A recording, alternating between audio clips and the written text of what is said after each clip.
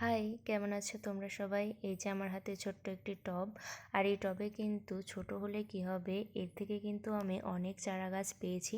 আর এই স্নেক প্ল্যান্টের ভিডিওগুলো কিন্তু আমি অনেক আগেই করেছিলাম, কিন্তু সেই ভিডিওগুলো আমার ডিলিট হয়ে গেছে, সেই জন্য তোমাদের সাথে শেয়ার করতে পারিনি। আর এই টবে কিন্তু আমার অনেক ছোট ছোট চারা বের হয়েছিল, সেগুলোকে কিন্তু আমি আলাদা করে তুলে আলাদা আলাদা টবে লাগিয়েছি। সেই জন্য এখান থেকে অনেকগুলো মাটি উঠে গেছে, আর সেই জন্য এই টবে কিন্তু আমি গোবর সার আর কিছু মাটি মিশিয়ে এর মধ্যে কিন্তু দিয়ে দিচ্ছি। আর গাছগুলো একটু হেলে গেছিলো, সেগুলোকে সোজা করে দিচ্ছি।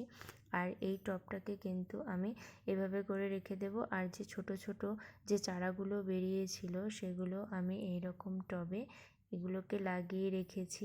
আর এই স্নেক প্লান্টের গুণাগুণ কিন্তু তোমরা সকলেই জানো, ভীষণই গুণ রয়েছে এই স্নেক প্লান্টে।